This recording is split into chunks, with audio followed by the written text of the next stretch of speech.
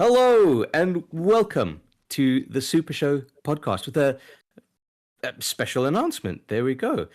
Joining me today, as usual, Jamie and Jonesy. Good to see you two. How you both doing today? Good, thank you. Very good. Yeah, Good. good. Glad to be here.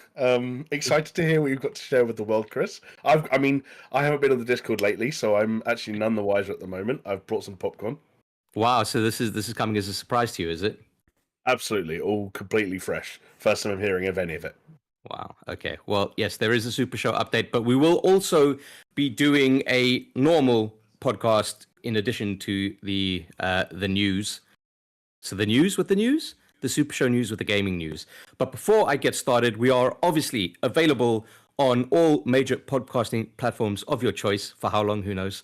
I'm talking about Spotify, iTunes, Google Podcasts, or you can catch us, hopefully like you're doing right now, on YouTube for a live show.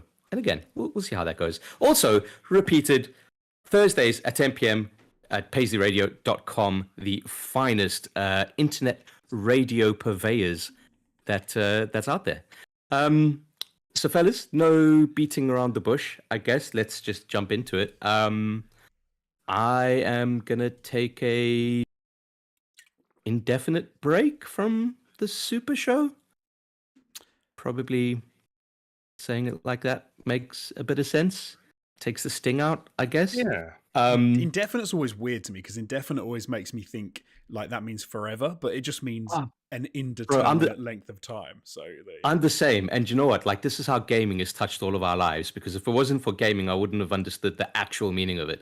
But if I was like my fucking dumbass self in high school writing an essay and I was like, yeah, forever, indefinite, I'd be like, wrong. So there you go. You learn something every day. A number of reasons. I can delve into some of them, and then maybe I can have a look at some of the chat, seeing as we are live on YouTube, everybody. So it's something that I've been wrestling with for a while now. Multiple reasons, I guess, as is no surprise to anyone. Like, our output on Patreon has crawled too slow. We've been quite inconsistent, especially this year, in terms of when we are outputting our podcast. And, you know, I'll put my hands up and say majority of that time is probably been down to me with those delays. And I do apologize. I think what's happened is kind of between work and family, for all of us, really, it's been more and more difficult to kind of synchronize ourselves. And I've just haven't been in a very good headspace as of late. And not that it's all on the SuperShow, it's obviously like personal stuff as well. But yeah, like, I think it's just time for me to just take a break, I think. As hard as that may be. I don't want to leave the SuperShow, but I know that like every time I've been recording the podcast, it's been a big drain on me. You know, and before the podcast happens, I'm just kind of like a little bit down about it, a little bit very low energy. But when the podcast comes, I'm able to, you know, switch it on, as I do. And for the most part, it kind of works out. But then after we, you know, switch off the mic and switch off the cameras, then it's just kind of like crash back down again. And I need a break. Is this goodbye forever? I honestly do not know. I hope not. I will always try to come back as and when, maybe as a guest, maybe as a triumphant return, as long as these jokers would have me back.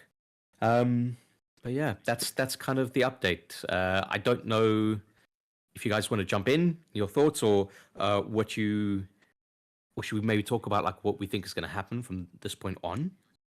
I will jump in and say, I didn't realize that it was going to feel as real as that, as when you just like, we read about like other people leaving shows and podcasts, and I think of our little podcast as not being that, you know, it's just a little bit of fun that we have like every week and stuff. But Jesus, I feel like I was part of like giant bomb or something, like, you know. And but it's weird because what you said to us obviously about, you know, I think this is going to happen, and then obviously, but when you say it like that, it makes me think like I'm never seeing Chris again, which is bollocks. I'll see Chris. Oh, I know. See you all the time.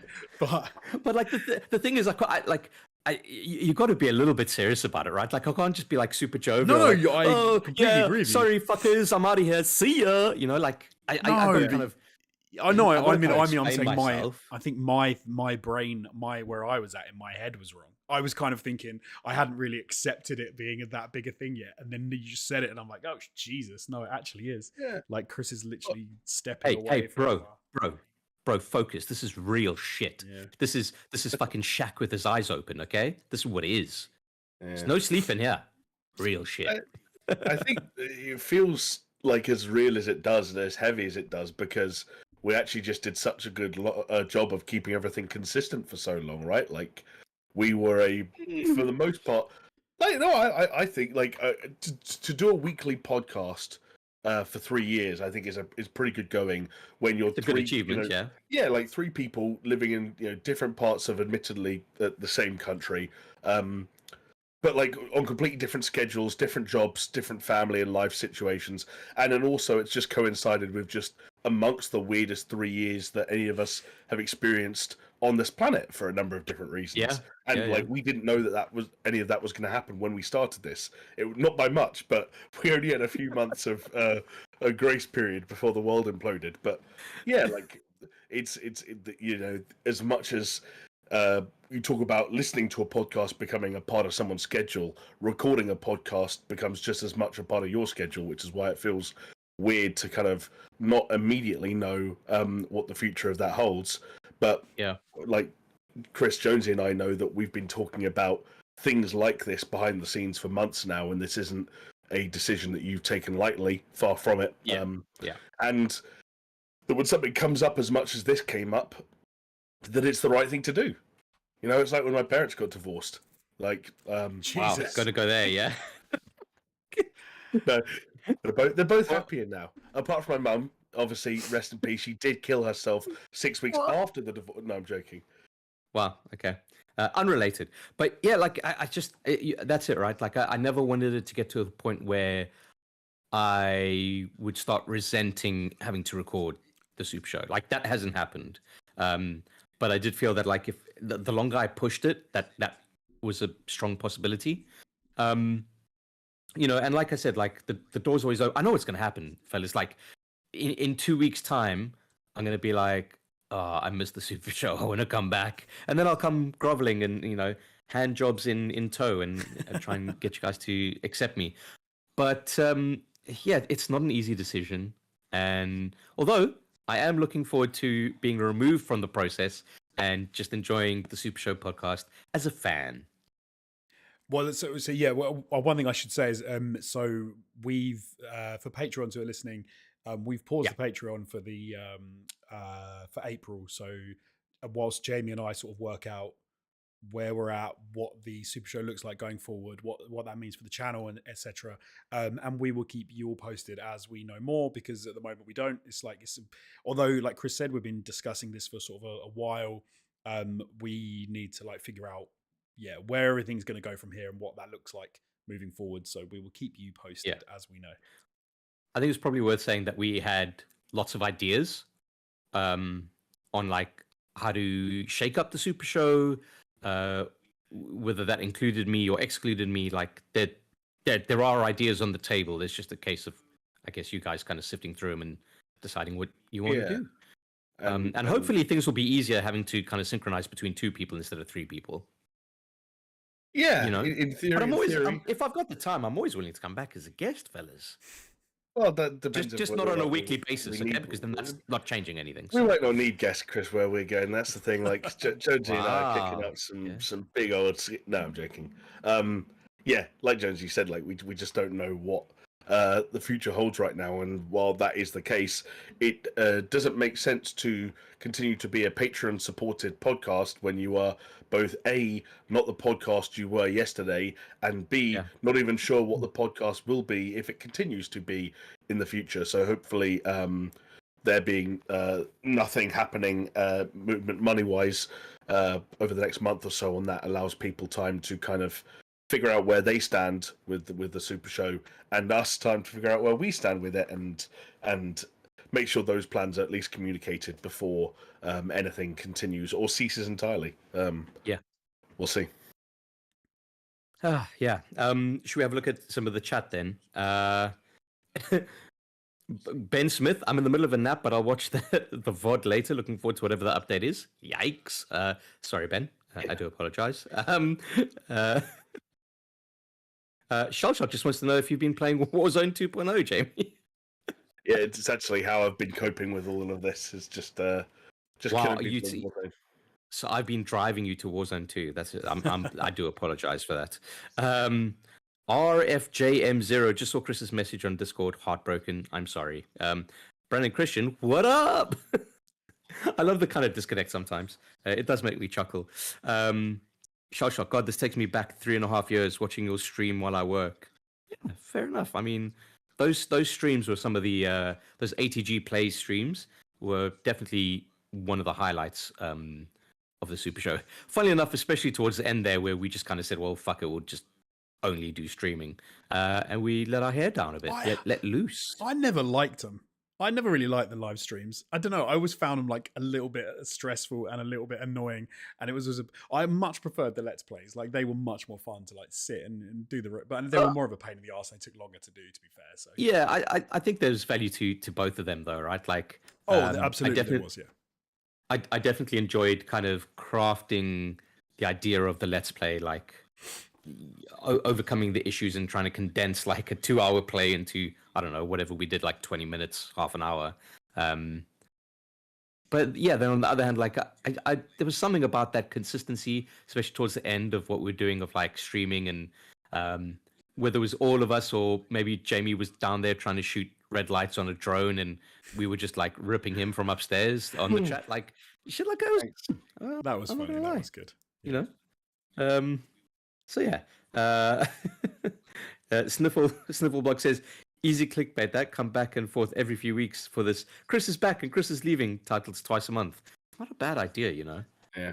I already pitched the guys. Sorry. Yeah.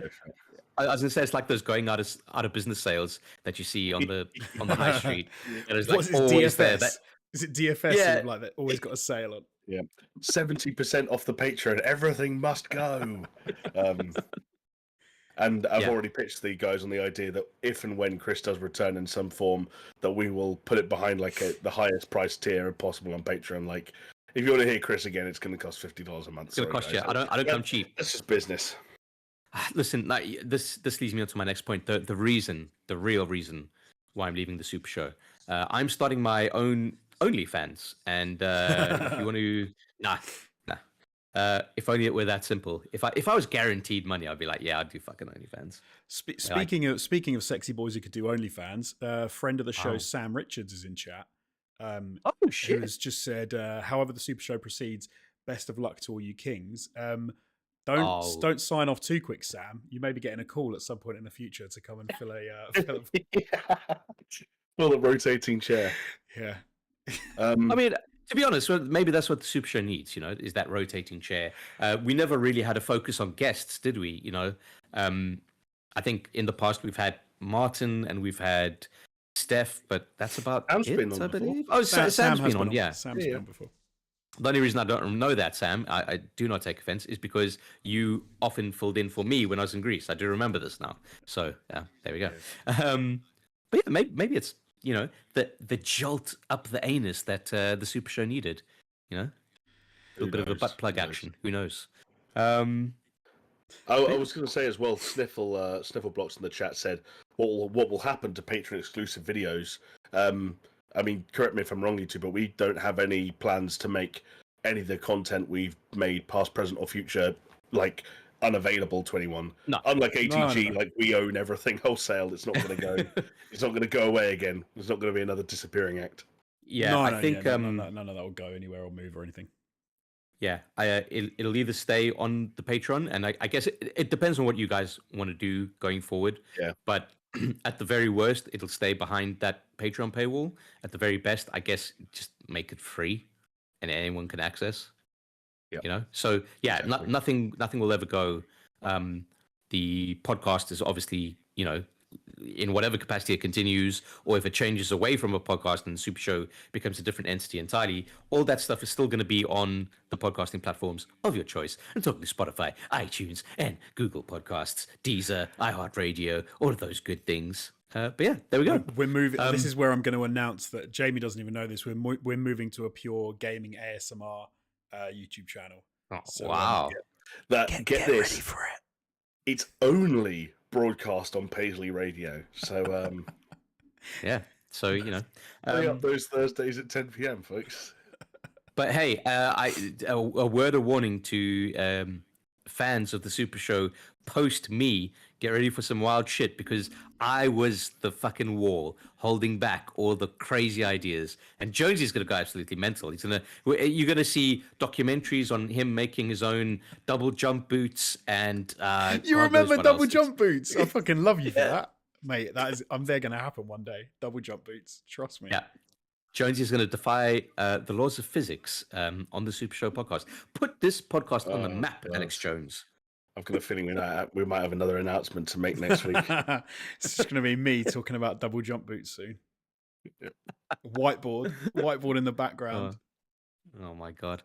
Right. But fellas, if I can take you back to the Patreon, obviously we do have people who did pledge for this month, and we are eternally grateful.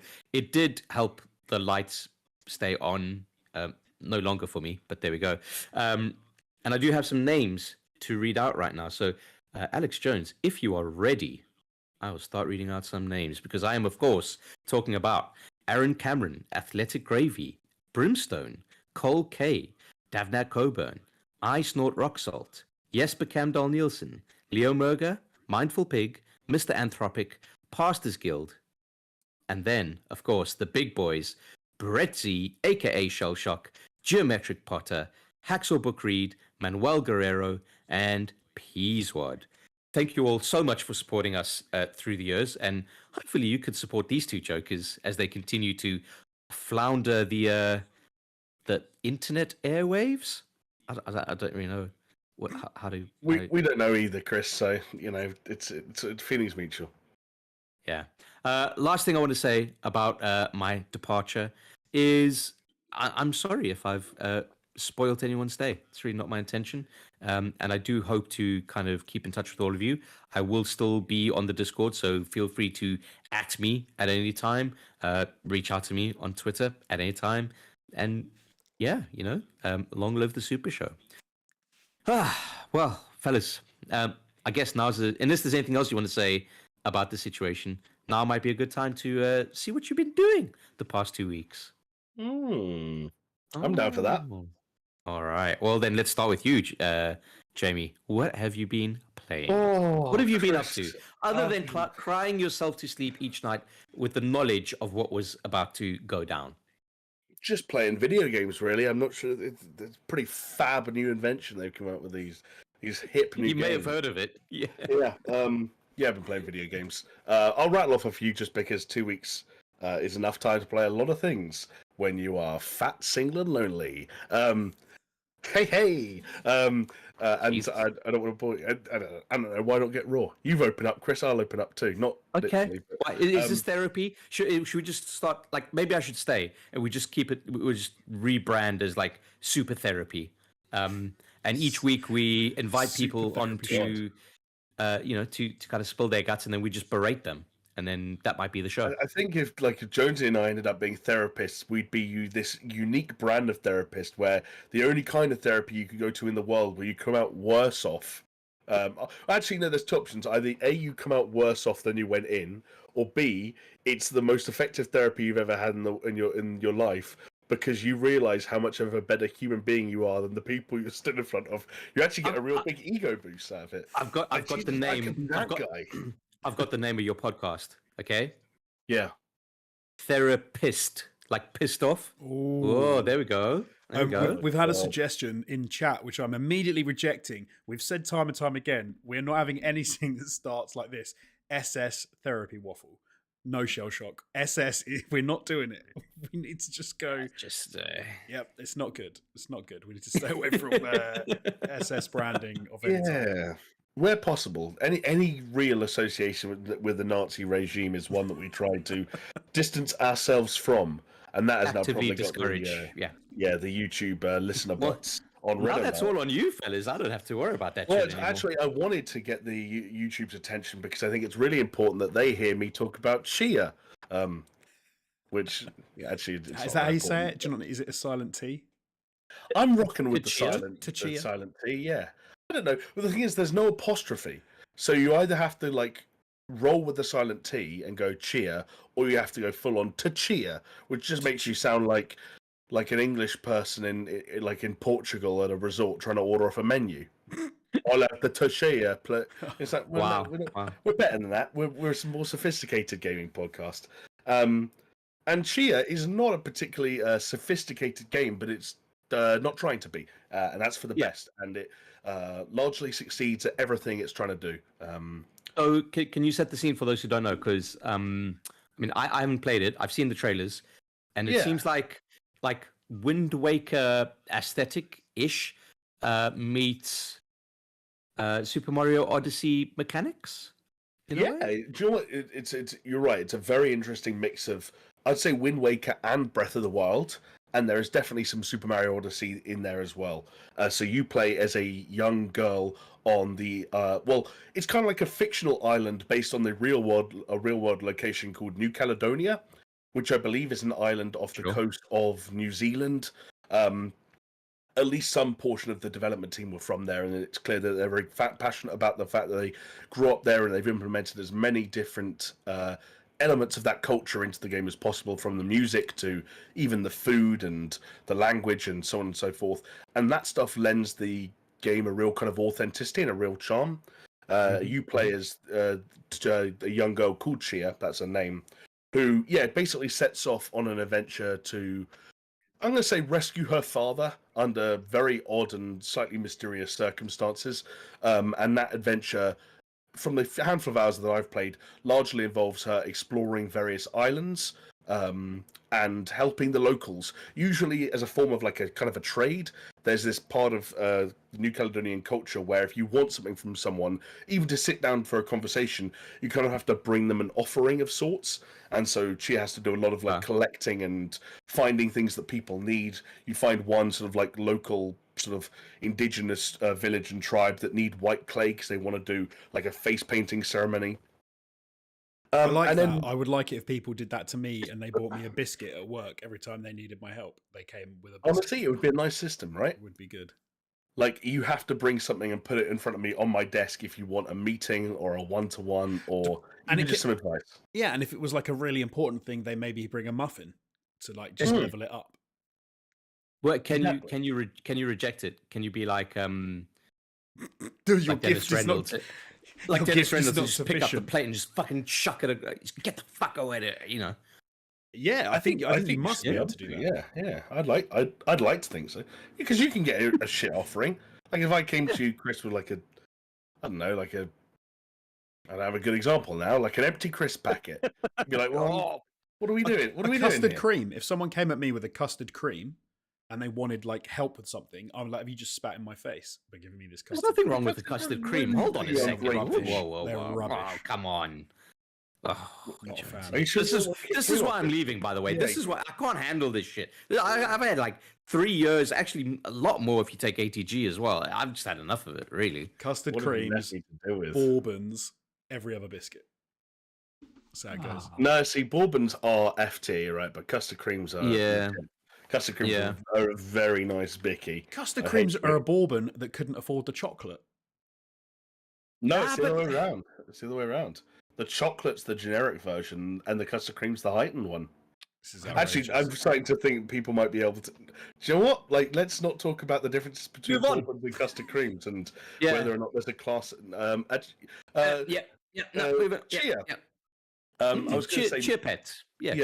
Mechanically is where some of those Legend of Zelda and Super Mario influences become a bit more evident, because as you're running around the island, First of all, there's Breath of the Wild style traversal, so you can climb anything, but a little stamina meter pops up that slowly drains, and you can jump off anything because you have a glider that also slowly drains your stamina, and you are finding ways to increase your stamina. There are also these little sort of temples that you can unlock and go in and complete certain tasks within them to get big boosts to your ability to use your spirit meter, which is where the Super Mario Odyssey stuff comes in, because essentially you can possess anything in the game, from animals to inanimate objects, fish, birds, insects. There's a whole list of fauna that you can take control of and use in various ways, whether you want to, I don't know, sprint across the map as a deer for some reason, or I don't know, when you possess a crab, you can use its pinchers to like break chains and unlock treasures. There's a lot of collectibles. There's a lot of customization items.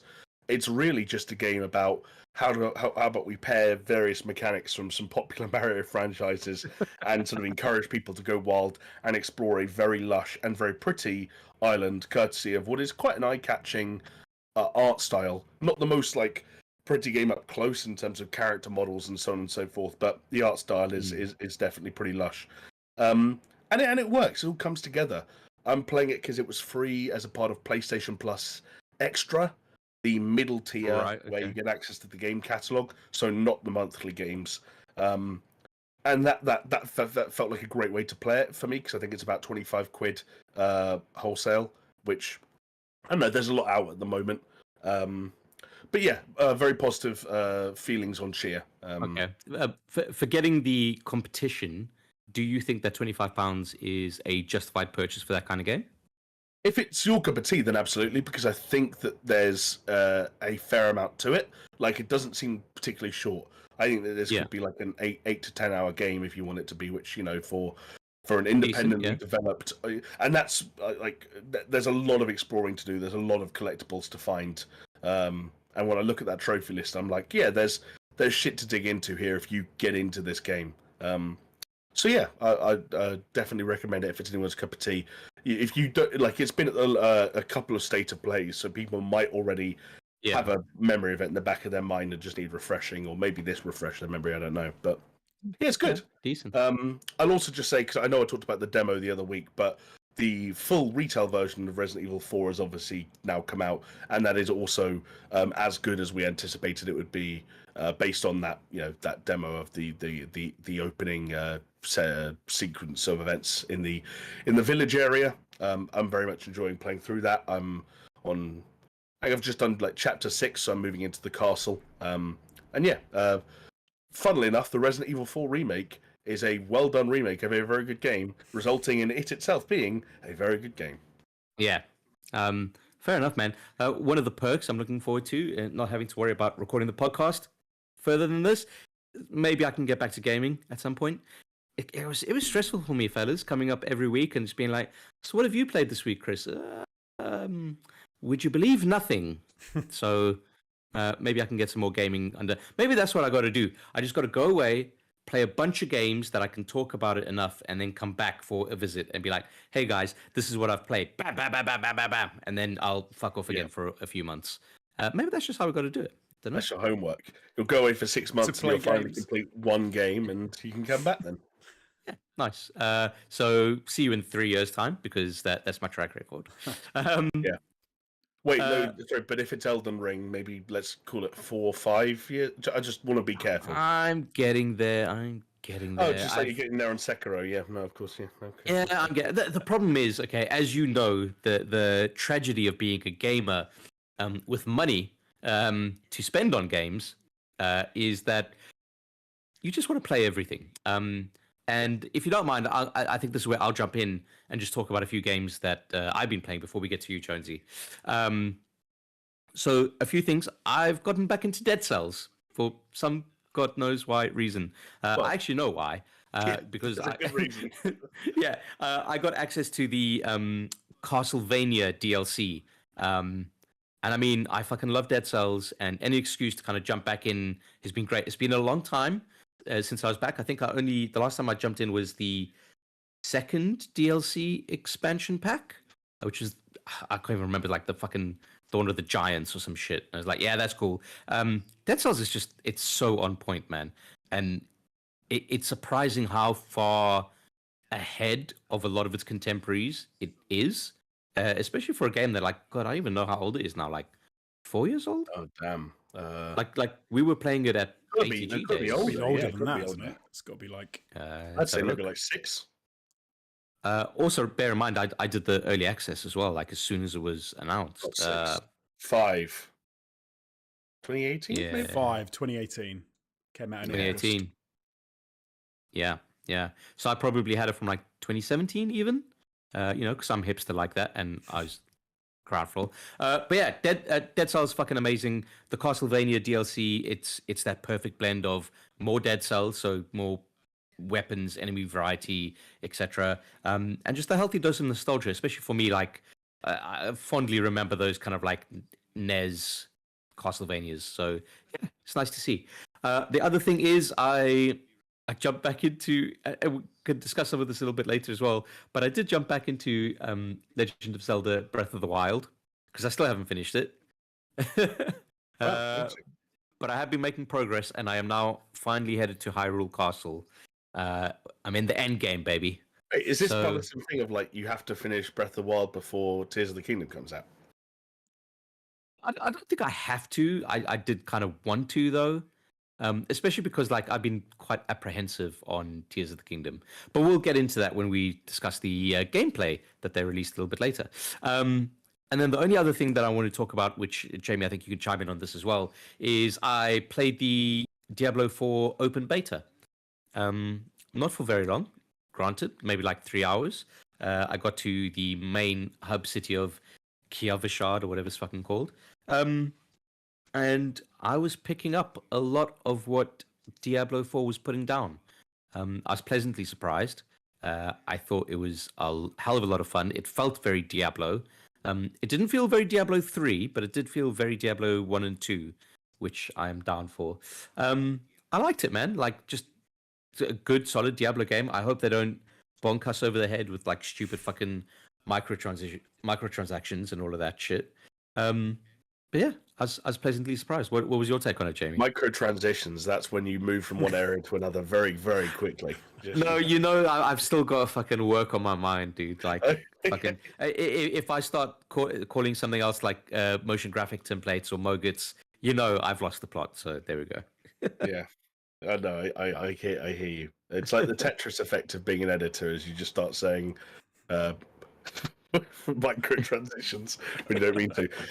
Yeah, I have a weird thing with Diablo because I didn't play Diablo 1 or 2, and I know, Chris, you were like massive into Diablo 2, and so for me, I ended up just like coming to Diablo 3 very late, playing it for in the tens of hours rather than hundreds, and having a good, looting experience, and so I never really have been able to get into the weeds with a Diablo game. I don't know if that will happen for the first time with 4, but I very much liked everything I played.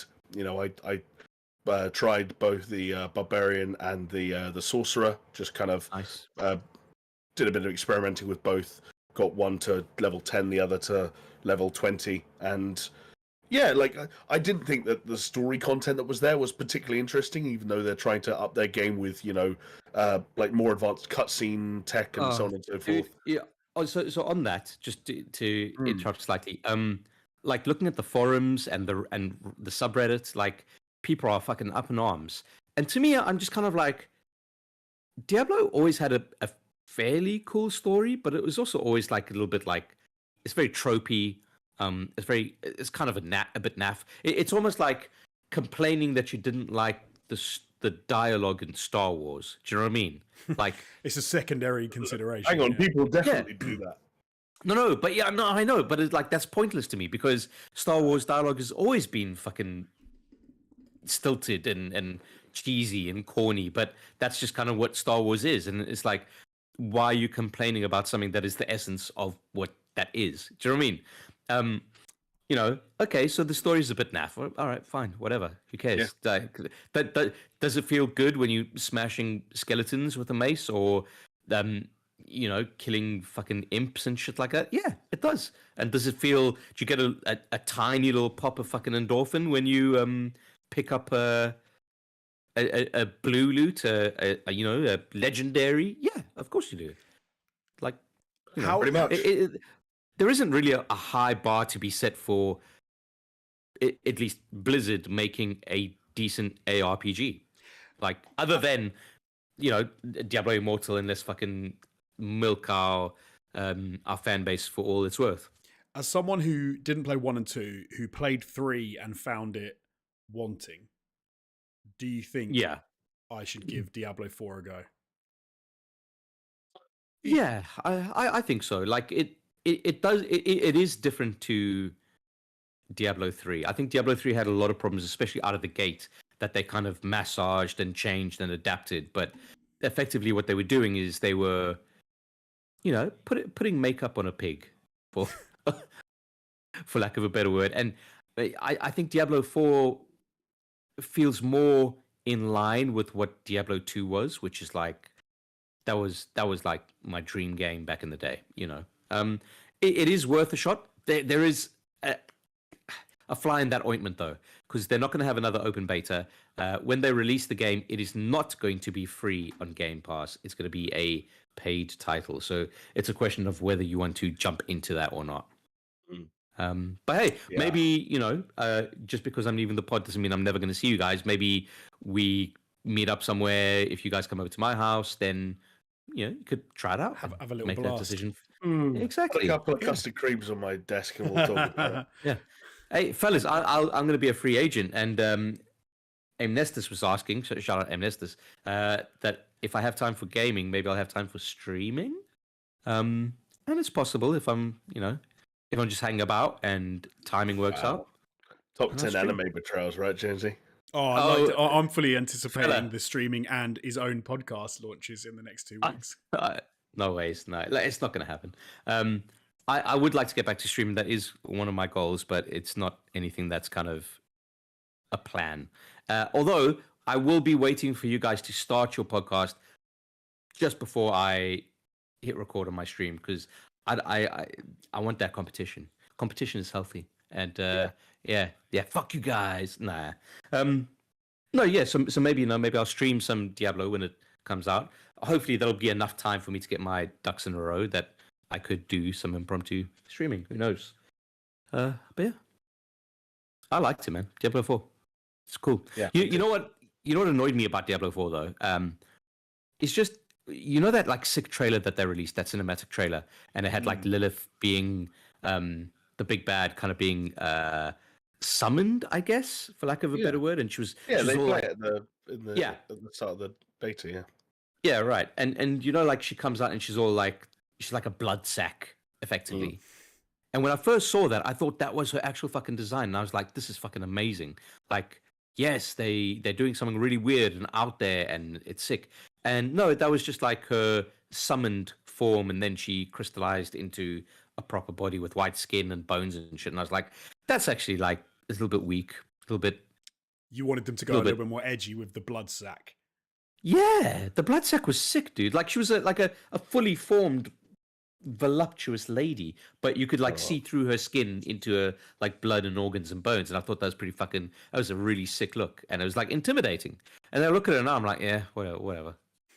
Chris out here wishing he still had an umbilical cord. This is like some weird like fetus fetish shit. Like, let's not kink shame Chris's umbilical cord fetish. Translucent skin and covered in blood. Like, oh yeah, baby. So sign up to my my OnlyFans. Oh no, don't. Umbilical fucker. Jesus Christ. No. Don't eat it. Fuck it. Don't eat it. Fuck it.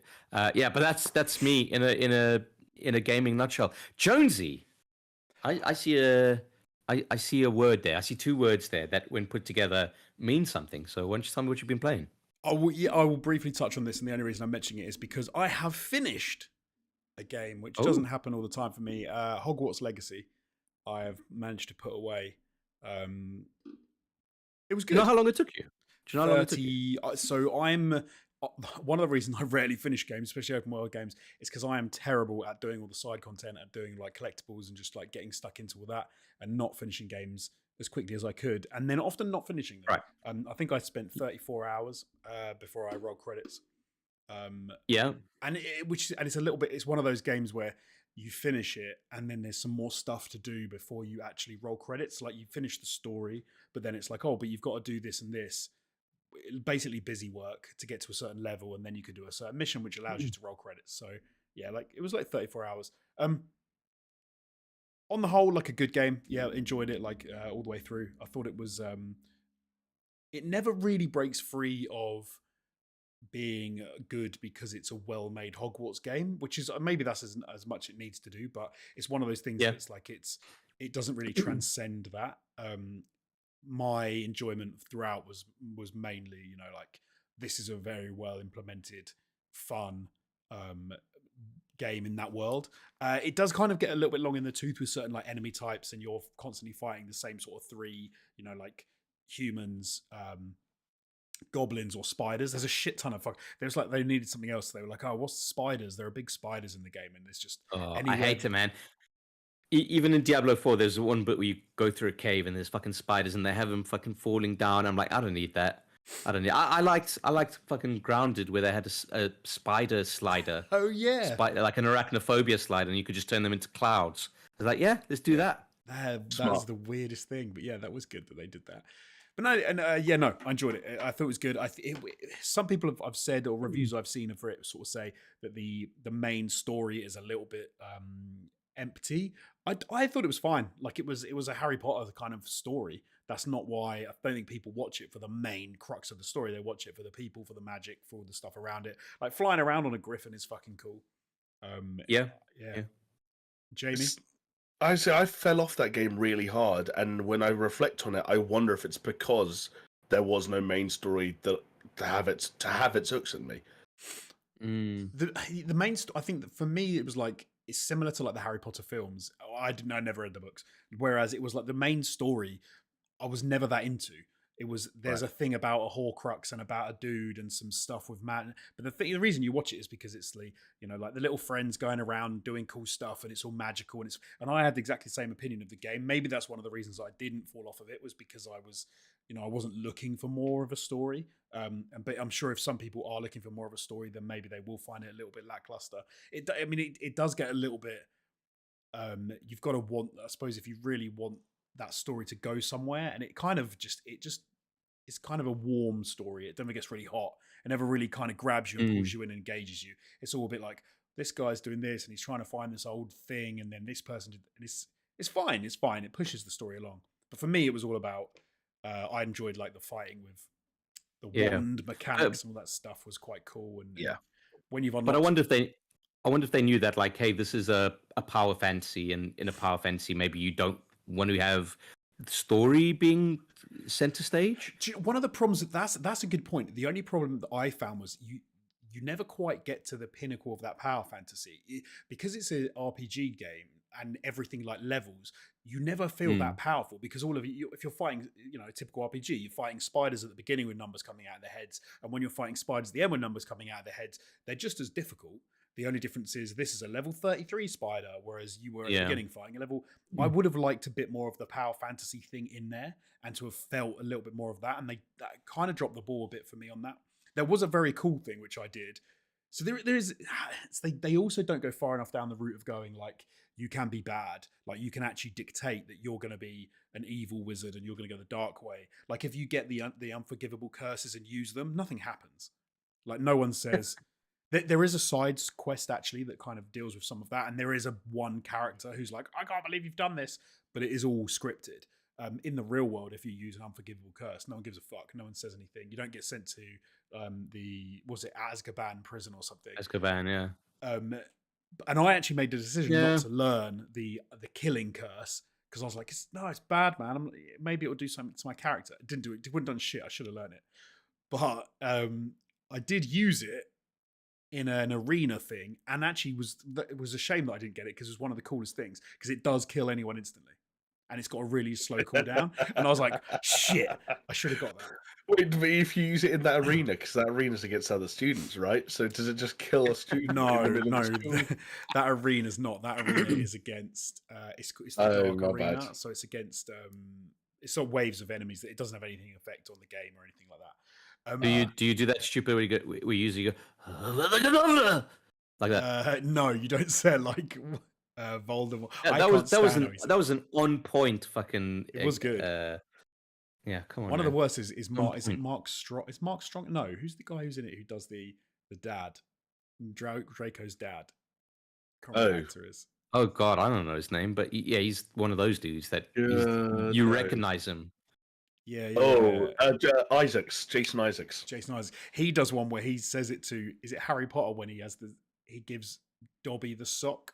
I remember that. And then he goes, and it's like throws it up. And yeah, it's terrible. It's the point where I just smile and nod. Yeah, but no, it's I wanted it to be more like you go fucking evil if you want, and you can do horrible stuff, and you can do that. But it never quite gets there. But it is cool. Like when you use that death curse, it's quite cool in that you can just kill anyone. I guess because it's it's got to appeal to all ages, right? They can't. Maybe they can't go too far down that route anyway. We need to move on, but can I really quickly give one gripe? Just because this is the thing that really bugged me, and I'm like, they didn't even need to do this, and I don't understand. Like, I've just watched the whole of Psychodyssey, so I'm not doing that thing I do where I slam like games and say something they should have done. It's easy when I know it's not easy. You kill loads of people in this game, like shit tons. You're a student. You're 15 years old. You murder goblins, humans, spiders, and other stuff all the time, but you just use your normal stuff, like you damage them until they're dead. Yeah. That makes no sense. It's Jamie's favourite phrase, ludonarrative dissonance. You have a story about a kid who's killing hundreds of people and it's fine, whereas in the films or the books, no one ever kills anyone if they're a student. Like that would be a really bad thing, obviously. Well, yeah. And they do this strange thing in the game where they constantly say, they deserved it. And it's fucking weird. Like, do you think they're trying to do like a Spider-Man or an Arkham thing where they're like, although those people aren't really dead, right? They're just unconscious. Because I had this exact conversation with my wife, and I literally said, why have they done the Batman Arkham or the Spider-Man thing when no one actually dies? Because they could easily have people do that thing where they go and just disappear because they get beaten up too much. They could have just set that up with a cutscene at the beginning where someone gets battered and then they go, I'm out of here, and they go bloop. And then anytime you get someone to the bottom of the health bar, they go bloop out of there. But they didn't do that. You kill them, and I'm like, they should have fixed that, man. That was an easy fix for me. That's a good sound effect as well, Jonesy. Like I can picture exactly what you are trying to say there. Thank you. It's good. I like it. Let us indeed move on, because like I said, I was playing Legend of Zelda Breath of the Wild, partly in anticipation of Tears of the Kingdom, and as of today, time of streaming / recording, we were treated to 10 minutes of gameplay, supposedly being played by the man Eiji Aonuma himself, if you choose to believe it or not. But there we go. It did show off some things to be seen in the game, including the floating islands, how you get up to the floating islands, and some of Link's new abilities. It was interesting. Some of the new abilities that were shown off were the fact that Link can now rewind time. So the way that you'd get onto these floating islands is something would fall from the island. You'd go and find what fell. It's like a rock. You stand on the rock. You rewind time, and it just goes exactly. Josie goes bloop, all the way back up to the top, and then you can glide to the other little islands and explore the islands. And the islands are its own little kind of like map and topography. So it's almost going from like basement to ground level, or rather ground level to floor 1, if that makes sense. They did it in Elden Ring as well. If you go down the Siofra River, and then it's kind of, you are now in the subterranean map. And I guess in this one it'll be like, you're in the ground map, and then you're in the sky map. It's all pretty cool. I was a little bit disappointed. They showed Link pick up a stick, hit a enemy for a few times, and the stick broke. And I'm like, fucking hell. There we go. There's the most derided thing from Breath of the Wild. the only thing that I could potentially take a tick off. But they did bring it back around. Jamie's kind of giving a bit of a. Why don't you explain what happened, I Jamie? hate Well, I think they it, offer. I think they offer. Hold on a second. Hold on, sorry, Jamie, because Jonesy, you didn't see the 10-minute gameplay, right? I haven't seen it. No. Okay, well, how about this? Listen to what Jamie has to say. I think I'm not going to suggest or go so far as to suggest this is like a one-to-one kind of like answer to people who struggled with that or who didn't like that, but they have come up with an interesting idea that kind of subverts some of the durability mechanics from Breath of the Wild, because Link has a new ability called Fuse that allows him to essentially take. If Chris, correct me if you got a different vibe, but like almost any objects in the world, certainly anything that Link can pick up, interact with, or store in his inventory, and fuse them together. And so the example that is used in the demo is he picks up another version of the branch that just broke earlier in like Force Wings, and stands next to a boulder and fuses the branch with the boulder, and now has a makeshift hammer with that boulder shrunk down to size, and has a big like stone on the end of that branch, and it now has drastically increased durability. And so the idea is that you're now able to use this ability Fuse to combine these different components to make different kinds of weapons. And the implication was that there are some extremely strong combinations out there of things that maybe aren't that hard to come by, and all of a sudden it's not like, oh, I'm going to keep using this Deku branch because I'm too afraid to use my valuable swords in case I need them later. Yeah. But actually, there could be hundreds of things that you're comfortable using because there's so many different ways you could combine stuff. It seemed very interesting. It was cool. At one point, he had a long stick and a pitchfork. I love that. And combine them together, and it just made the world's longest pitchfork. It was like 20 foot long, and then Link stows it, and it's sitting in his back thing, like poking out like 15 feet above his head. I love that. I thought that was so cool. I hate the how easily the stuff gets broken, and because I was exactly that player. Like I didn't use all my cool stuff because I just didn't want to break it. Yeah. So you end up using shit. I think obviously the idea of having that durability in Breath of the Wild, there's a game design reason for that, right? Like there's a game loop reason for that. If I'm not mistaken, they didn't want you to just use one weapon for the entire game. They wanted you to kind of experiment a bit. Yeah. They probably went too far. But what I like about this kind of implementation that they've done in this one is they could have just said, all right, fine, we were wrong about the durability thing, we'll just keep it on. But it doesn't solve the issue that they were trying to kind of like improve upon, right? So I want to say their intention was good, but their implementation was bad. Whereas instead of completely backtracking on it, they've kind of said, okay, well, what else can we do to keep that idea of playing around with everything in your disposal? And I think they've come out with a really smart and clever iteration of that. Another thing, Jonesy, that they did is Link attaches a mushroom to his shield, right? And it looks kind of weird and kind of silly, but he holds up his shield and he gets attacked by something, and it bursts the mushroom and it makes this like cloud, and then the enemy can't see you and you can go around behind it and do like a backstab, shit like that. Okay. You could attach an eyeball to an arrow, and then all of a sudden you've got homing arrows. Like there's really clever shit like that. And I think one of the things that I loved about Breath of the Wild were the systems that you could play with. If you look at Breath of the Wild, it's purely like a sandbox kind of thing where you go in and you muck about, and they had famously the alchemy system where, hey, wood burns and water and lightning and all that shit and all the elements. It's just kind of taking that idea of that sandbox thing and just implementing it and expanding it. And I think it looked fucking great, man. I was pleasantly surprised about that. That's good to hear. I know you were a little bit worried.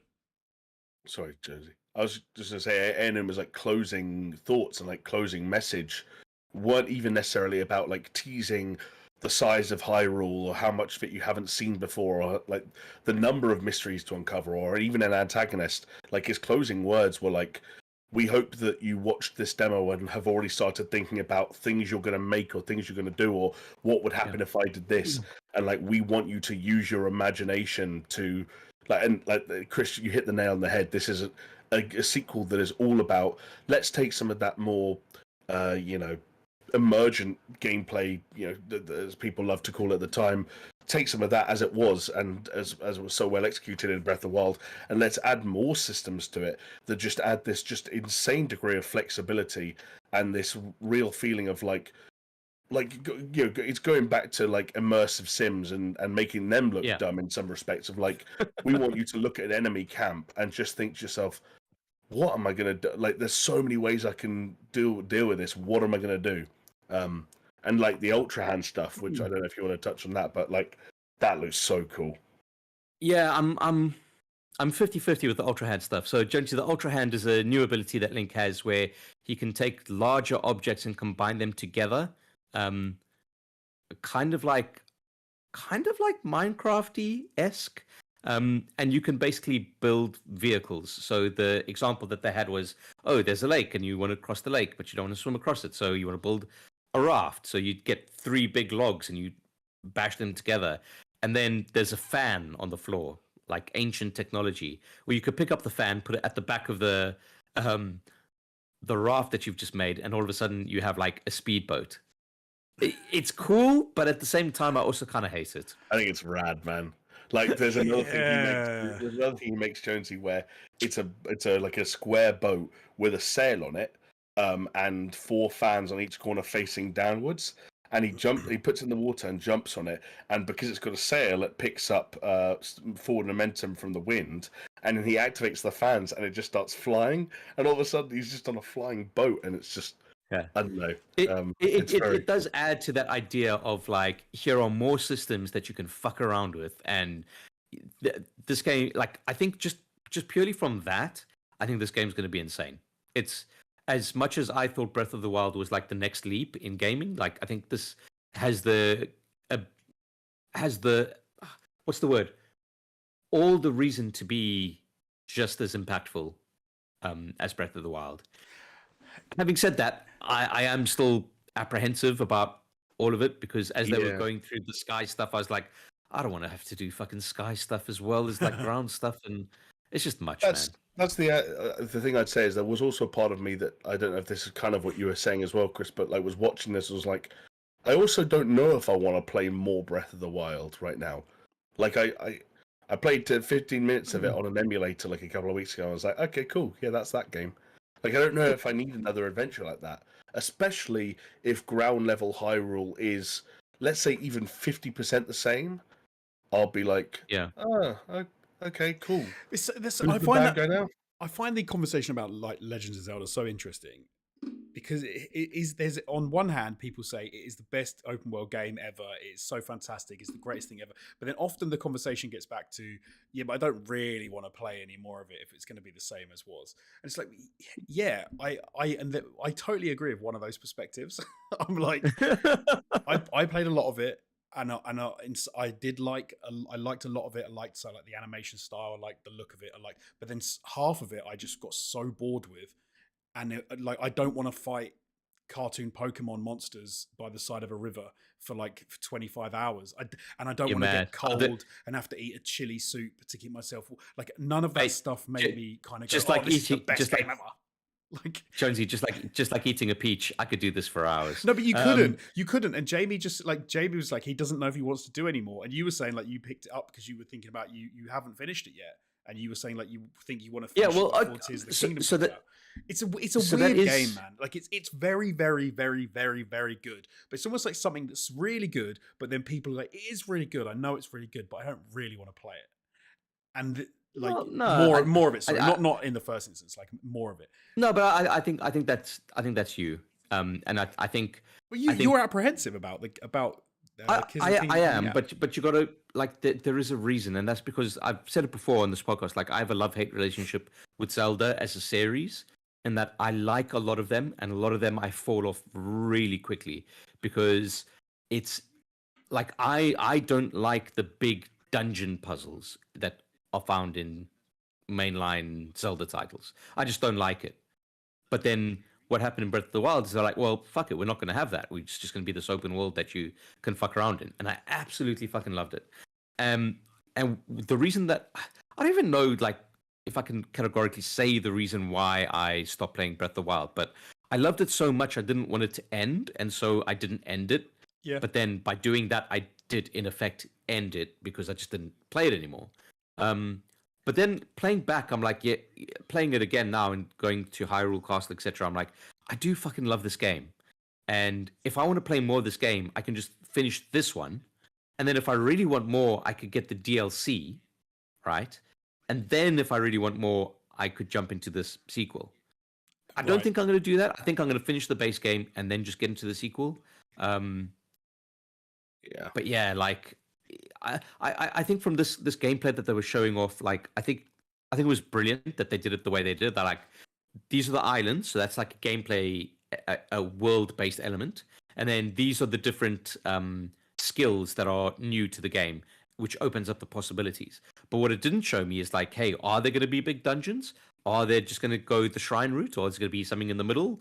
Or are they going to do like an Elden Ring thing where they're going to have like legacy dungeons and smaller dungeons, etc.? There's a lot I just don't know about this game. But I think I will. I did have it on pre-order and I cancelled it, and I think I might just pre-order it again. I don't know. We'll see. The other thing we don't know that I am sort of like rocking back and forth on as I weigh up whether or not to actually purchase this game day one is there going to be a sharper, higher resolution, more stable version of this game available on another platform within a new console? Yeah, let's say 14 months. Yeah, you want to wait and I've got a feeling the answer is yes, and I've got a feeling I might enjoy it more if I wait longer and like build up some of that excitement and anticipation, and B, like use it as a way to introduce myself to a new platform, which is what helped me fall in love with both Breath of the Wild and the Switch first time around. Was they were like a package deal. I remember taking a picture of my Twitch and sending it to Chris on like the first weekend it arrived, playing Breath of the Wild, still on the plateau, and being like, "This is it." Yeah, I'm with you on that one. I suppose the thing I'm interested to know, and it'll be tricky. This is the only thing I sort of lament as well. Is it's going to be tricky to find reviews which seem kind of like for. You're trying to say impartial, but not in like a bias. Like no, because I don't mean impartial. Because I think they'll be impartial, but I think it's hard to get away from if there's certain things people really like, and you don't like those things. I don't mean impartial as in that those people are wrong for something really good. Right. I mean people that kind of feel the same way I do, in the sense of they're not as into those certain things. Which is what I mean. You must want someone who's not into Zelda to review it and go.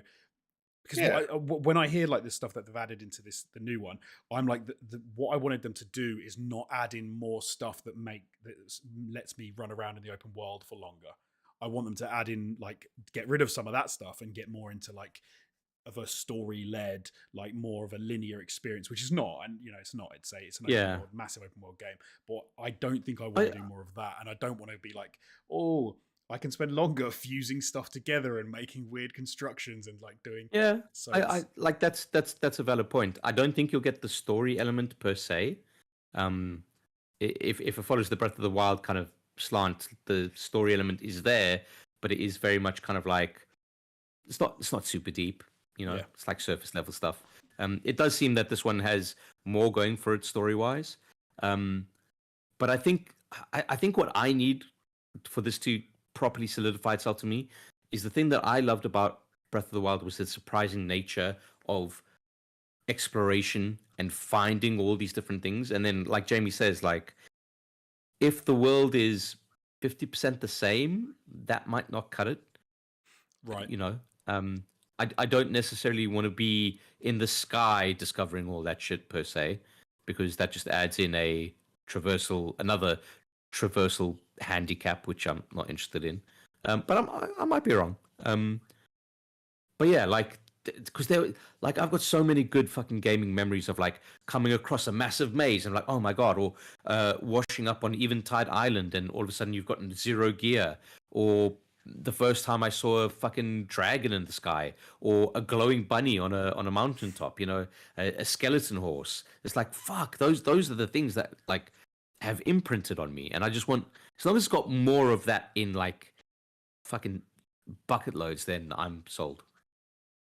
I've got a feeling that they've got tricks up their sleeve, right? Oh, Like, it's must have. Nintendo and They it's must Zelda. that's the They must thing. have. Yeah, exactly. I would be absolutely amazed if they effectively phone it in and they put out a slight rehash of Breath of the Wild. It's not going to happen. They, Is it? they wouldn't risk it. Like Nintendo just don't operate that way. No. Yeah. All right, fellas, let's move on. I'm going to do one more news item because we are kind of running out of time here.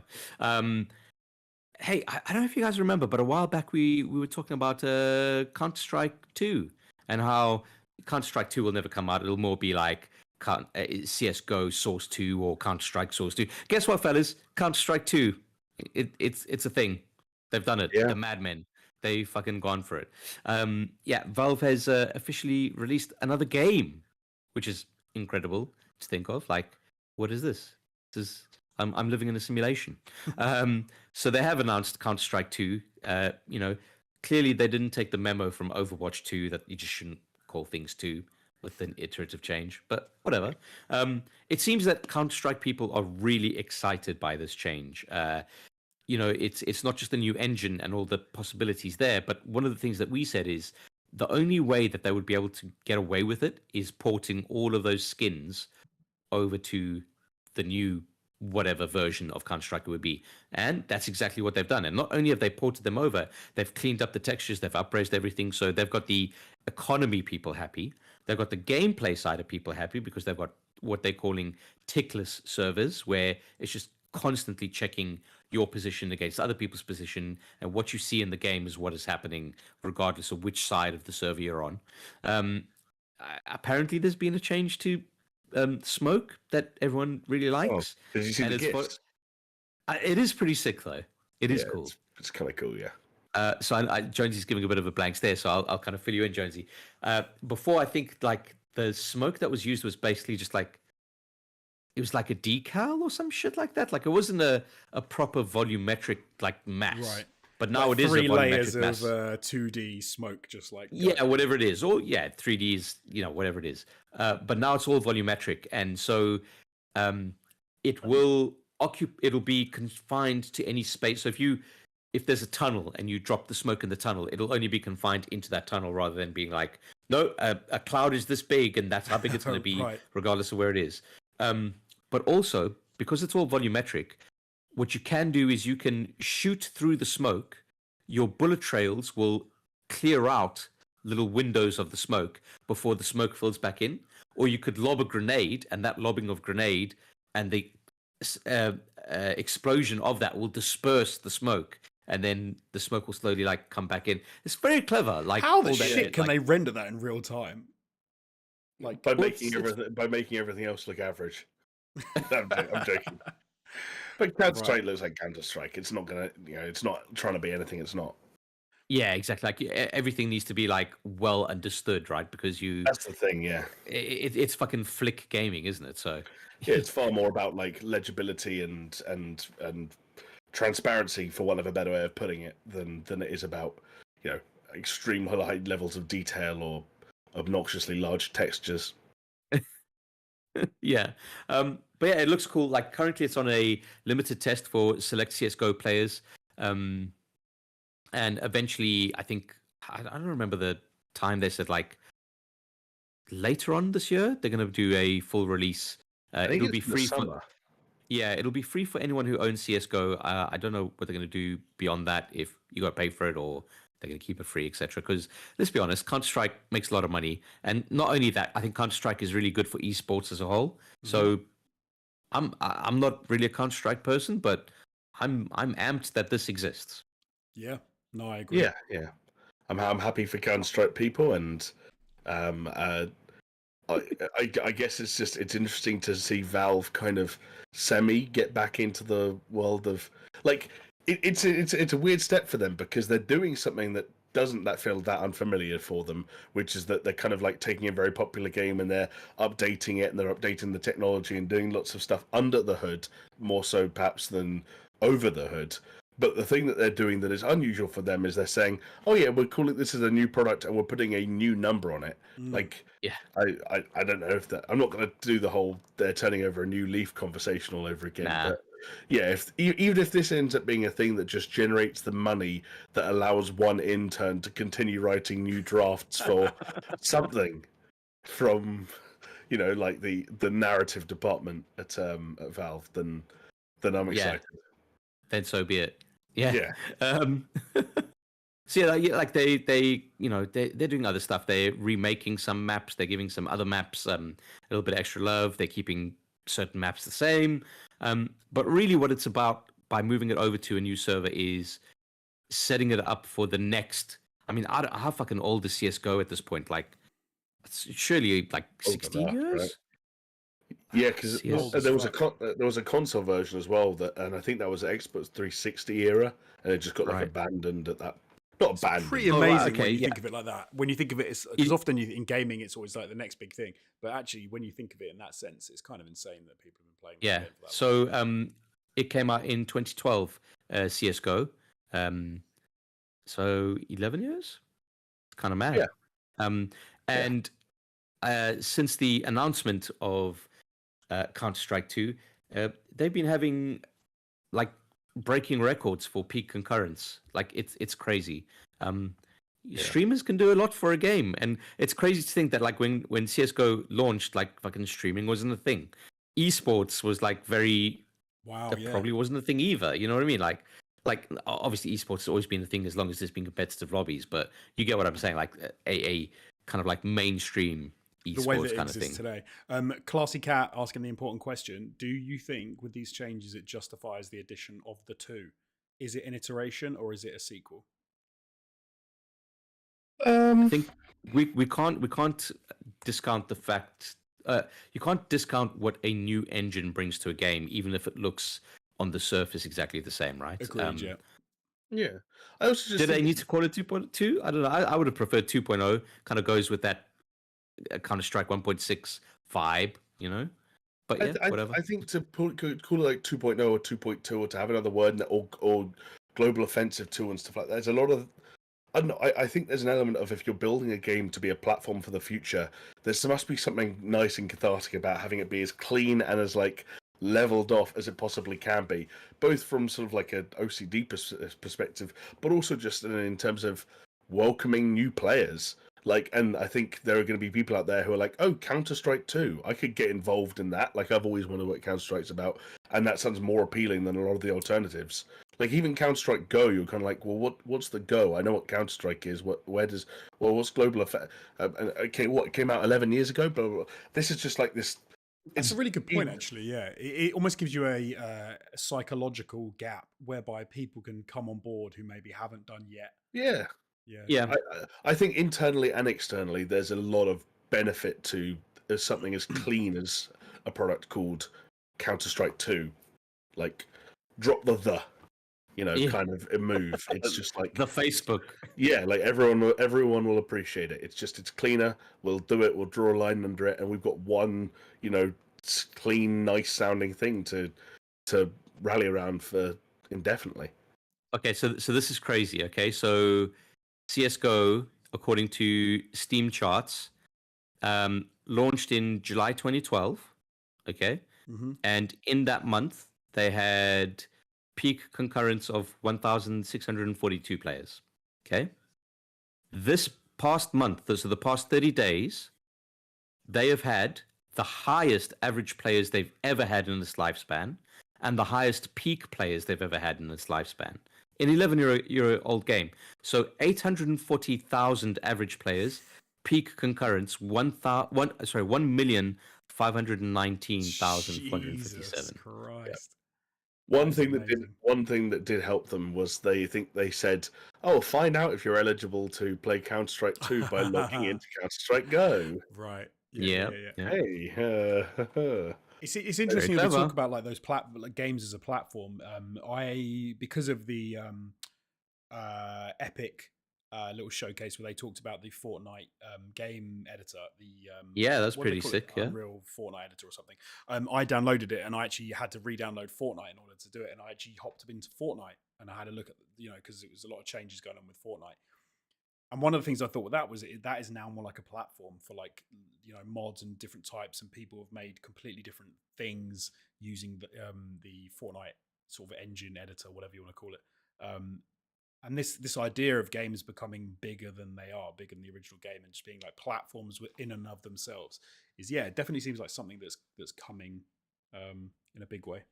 But yeah, interesting future for games, man. And we're here to savor it. Exciting. Well, yeah. I'm here to We'll have you on as a guest guys. to discuss it the next when Everywhere comes out. Fuck yeah.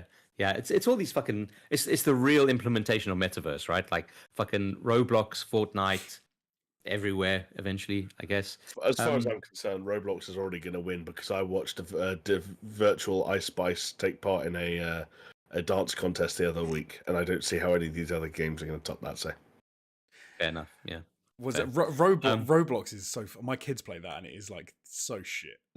But you got to be careful with the shit they're doing on there, bro. I've seen some stuff. Oh, my 4-year-old, he's so cute. He'll go, I can't play this, can I? And I'll be like, what is it? Like he's sat there with the iPad. He'll go, I can't play this one, can I? And it'll be some horrendously like evil looking, I didn't like car with a horror face and like blood coming out of his mouth. And I'll be like, no, dude, you can't play that. And he's like, yeah, I didn't think I was like, he was just going to click on it. And he was like, self-regulating. That's good. That's good. Yeah. Right. Well, fellas, I think that's us for this stream, this recording, this podcast.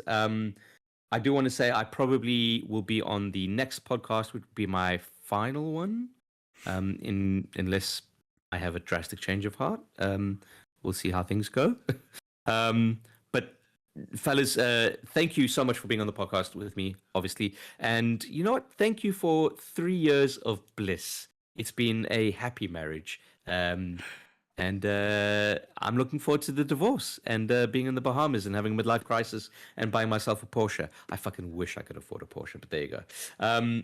Yeah, it's been wild, and obviously I'll see you on the next podcast, and we'll still be chatting, etc. Here and there. And yeah, what else is there left to say except for see ya? Auf Wiedersehen. Bye. Jonesy, you got to press the button.